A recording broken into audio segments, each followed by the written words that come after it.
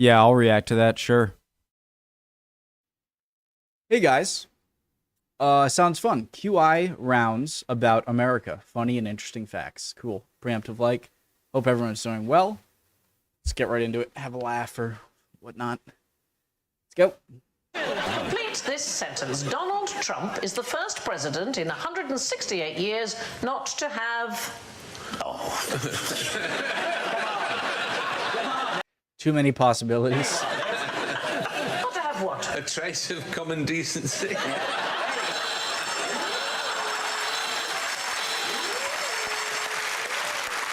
Did he actually get that? Like, was that a predetermined thing, or did someone, like, quickly type that?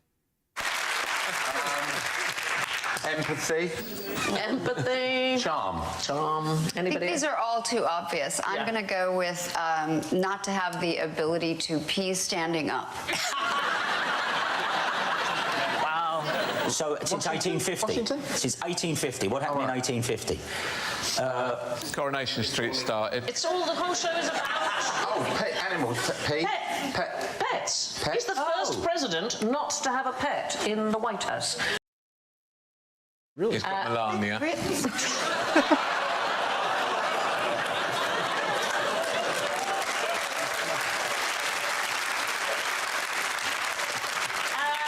all had pets. Thomas Jefferson had 2 bear cubs. Benjamin Harrison. I've heard there are some crazy pets.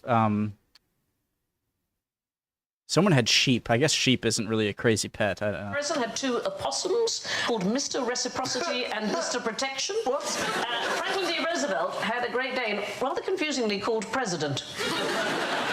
Robert Hoover's son, Alan, had a pair of alligators.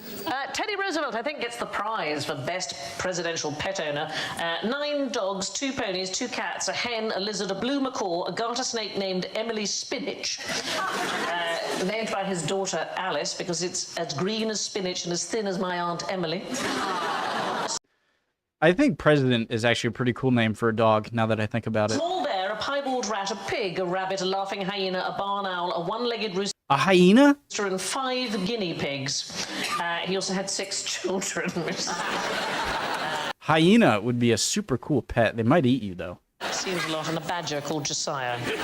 He also had the pony called Algonquin, who was so beloved by the president's son Archie that when he was sick in bed, his brothers Kermit and Quentin brought the pony up in the lift. Who'll bring the pony up to the room now? It would suck if your name that, wasn't tied to anything, like Kermit the Frog when you were named, but in the future there's some funny thing with that name, and now you're laughed at when your name is brought up. That's a good Kermit voice. I don't think Mother would allow. In 1940, I didn't get that one. Franklin D. Roosevelt was given a Scottish Terrier puppy that he named Murray the Outlaw of Fala Hill after one of his Scottish ancestors, and it was known as Fala, and it travelled everywhere with the president. He became a celebrity in his own right. He had his own secretary to answer fan mail. That's him there with the genius Reminds me of Toto, Wizard of Oz. Eleanor Roosevelt, who really was the power behind the throne in that particular presidency. During the Battle of the Bulge, that's the last sort of big German offensive in the Second World War, the American soldiers used to... Of course, don't do my man FDR like that. Well, During the Battle of the Bulge, that's the last sort of big German offensive in the Second World War, the American soldiers used to ask each other the name of the president's dog, and if you got the answer Fala, then you knew it probably wasn't a German who was masquerading as an American.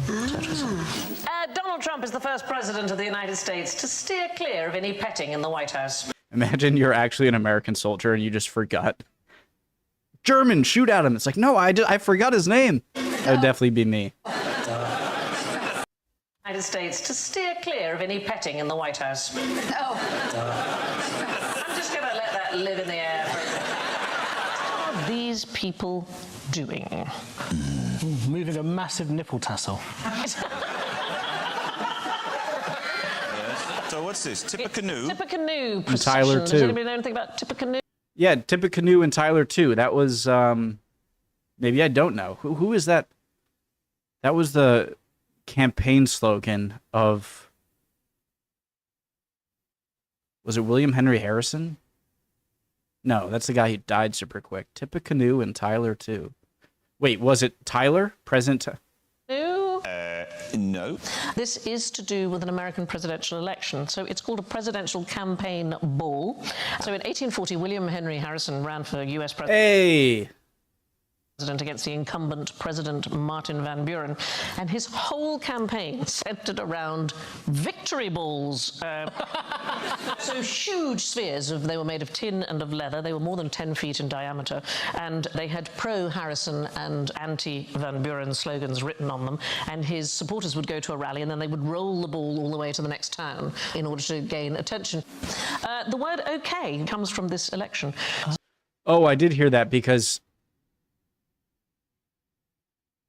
I forget which one of them would sign their name OK, and then that just became a thing. Martin Van Buren came from Old Kinderhook, and OK comes from things will be as good as they were in Old Kinderhook, which is where he came from in New York. I thought it was his signature. It was just OK.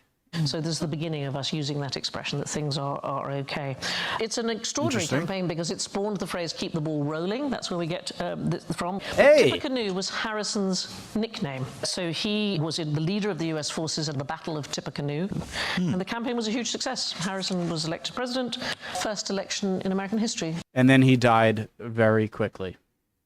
Oh, Tyler was his VP. That's how Tyler became president. Tippecanoe and Tyler, too. That was the slogan. There they are, in which a candidate won more than a million popular votes.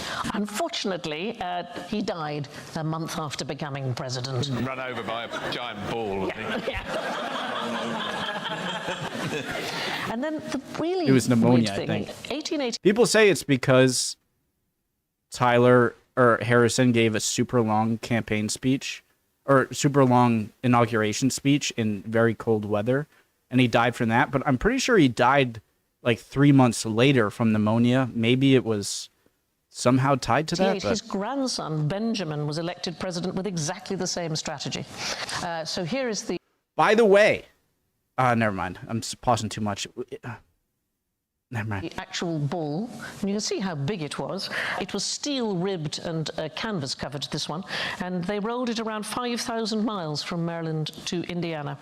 By hand? Or Yes, did they sir. have not even like a horse? No, supporters would roll the ball along. God, Wow. No, it is astonishing. Yeah. That's the bloke in charge of it, isn't it? He's not happy about it, is he? Just found out the route. You're going downhill for 1,000 miles. There have been some truly terrible American presidential slogans. This is Ulysses S. Grant in 1872. Grant us another term.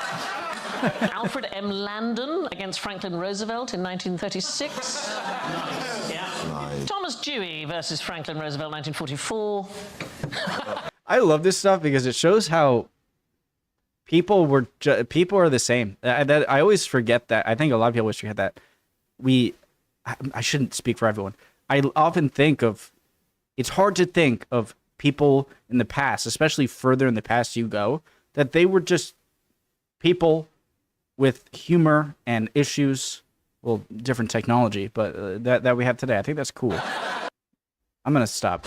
Thomas Dewey versus Franklin Roosevelt, 1944. That's pretty good, to be fair. This is my favorite, Richard Nixon, 1972. No so way. darn shocking about this map. Is done. No way. What is even 1972. I understand Richard, Dick, but it doesn't. What other meaning could it have? What's so darn shocking about this map? Is darn important? Darn is very important, yes. So it's something to do with knitting. Knitting. No, not that Weaving. kind of darn, where in the United States, what might darn be for? Darn. People who say darn. Yes, people who say darn. It's Oh, darn. Dawn. a euphemism for damn from 1781, and this is its jizz score, okay? It's statistics, people, okay? There was an analysis done of 9 billion words 9 billion in American tweets. It's bad, but orange is really bad.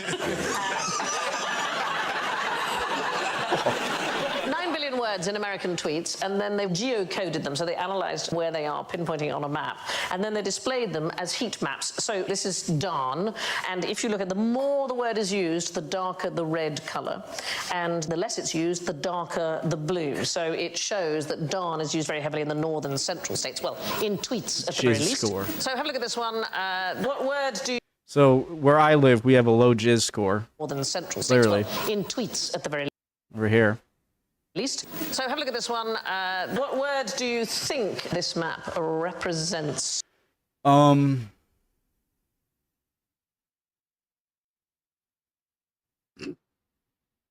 Sorry. I was gonna... Okay. Never mind. Golly? There's another American swear word. Golly. You're close. It's gosh. Oh my god, I can't believe I was actually close. It's gosh. Sheer attack. So heavily used around Texas. You can see where the red is, and hardly at all up in New England. They don't use gosh very much. I like You can... Do you know what makes sense here? Is that it kind of resembles the Bible Belt. And so they might think it's like disrespectful to say, oh my God, or like the Lord's name in vain. And so they replace God with gosh. That kind of makes sense. And in Utah, and then other places, it might have just caught on. You can see where the red is, and hardly at all up in New England. They don't use gosh very much. I like these ones. Is this words that people use when they jizz? Is that what it is?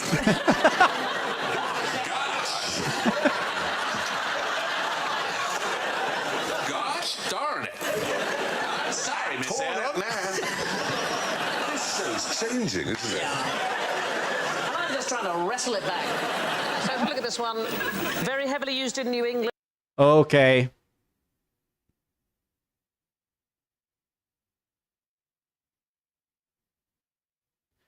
I don't know. I don't know. Hardly used in the southeast at all. God damn. It's asshole. Asshole. That and Interesting.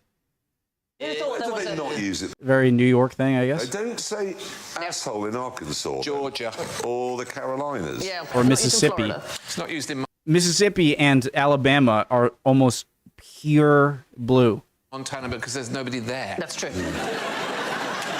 It's not often you see a map of the jizz score for arsehole, is it? It's not. Not now Stephen's gone.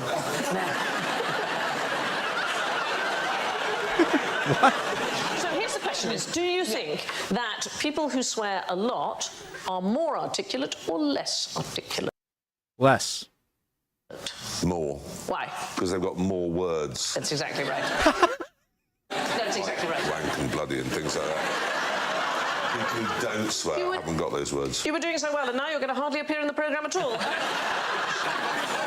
No, there's a swearing fluency test, and if you do this test and you ask people to write down how many swear words they can think of in 2 minutes, the people who will succeed best are the people who are the most articulate, although it depends on what language you speak. So Japanese, very, very few swear words. Dutch bargees, they can swear uninterrupted, most of them, for 2 minutes without repetition or hesitation. Can they really? Yeah, Dutch is really good.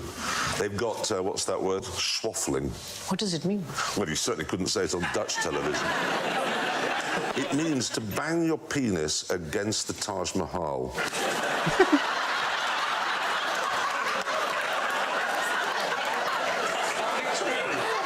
Who amongst us hasn't had that Do you know the capital of Alaska? urge? Yes, Juneau? you just said it. Exactly, thank you. Very good. Juneau is the capital of Alaska. J-U-N-E-A-U. Juneau. But there's something unique about It it. rains all the bloody time, I know that. Well, it's not accessible by road. You can only get there by air or water. There is no road to Juneau.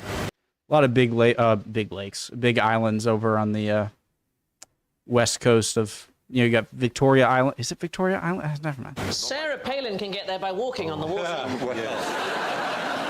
And can you tell me the biggest joke ever to come out of Alaska? Sarah Palin, who...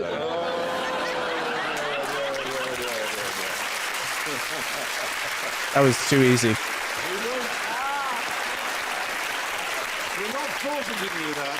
It was so obvious. Oh, We weren't even going to forfeit it. If I had forfeited, I would have refudiated. We would have refused. I wasn't really into politics back. I mean, I wasn't. I was still like in high school when Sarah Palin and John McCain were running, I think. But even I remember, you know, Sarah Palin because it was such a crazy thing, and McCain regretted it so much. Anyway, the point is, there is actually a famous practical joke, an April Fool's joke that came out of Alaska.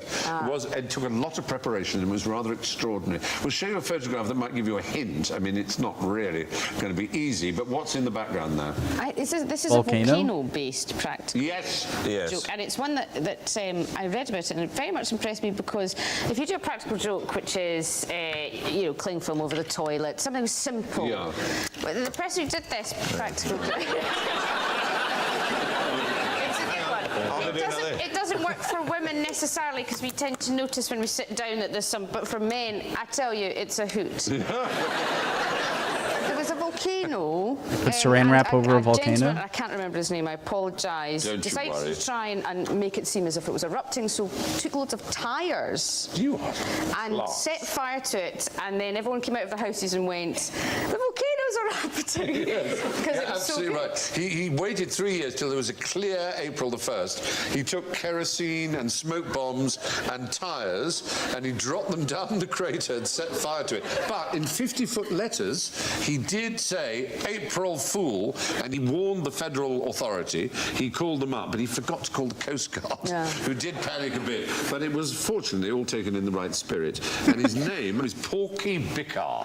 Porky. Porky, that was his nickname. Porky. He was American, so he's called Porky. Porky Bickar. He's American, so his name's aside from Sarah Palin, the greatest. To the answer I had in mind. How many men have been president of the United States? 47. Oh, trick question. How many presidencies have there been? 47.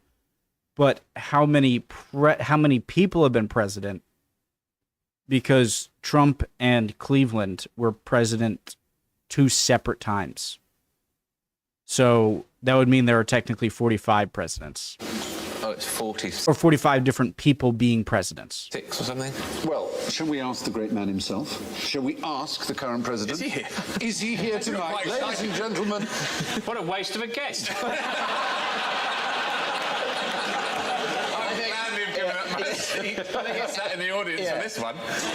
here he is, the president, but which number of the United States? He's here to tell us. Oh, this is back that. So my answer is going to be wrong because this was a while ago. Thank President Bush for his service to our nation.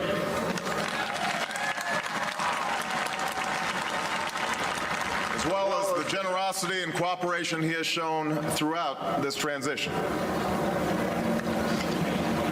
44 Americans have now taken the presidential oath.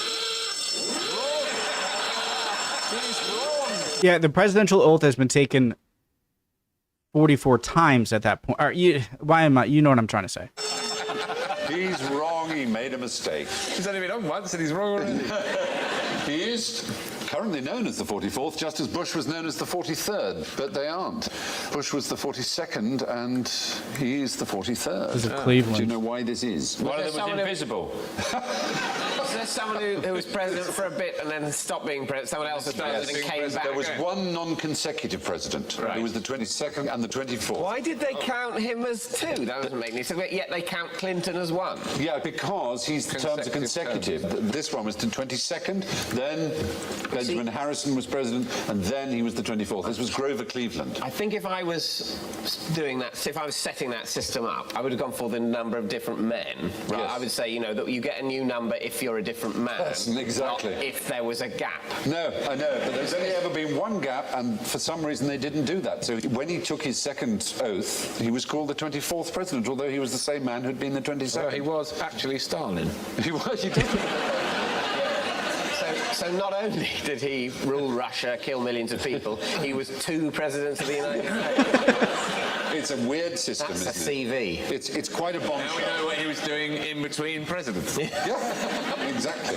Barack Obama is, in fact, the 43rd person to become president of the United States because Grover Cleveland held the position twice with a 4-year break in between, making him the 22nd and the 24th president of the United States. Okay. We're going to stop here, guys. But I just want to say, I disagree with Dave Mitchell in that you are the so Cleveland was the president twice. Do I disagree? It's a separate presidency. I don't believe you take the presidential oath again if you're the incumbent president. I'm not 100% sure there, but I don't see why you would. I mean, you're currently the president, but maybe you do take the oath 2 times. I could do a simple Google search, but I don't feel like it. Love y'all. Great video. Hope you're all doing well. I know it's not the end of the video. It's a 15-minute video. Maybe I'll continue some other time, all right? See you guys next time. Bye. Would appreciate any comments, and see you guys next time.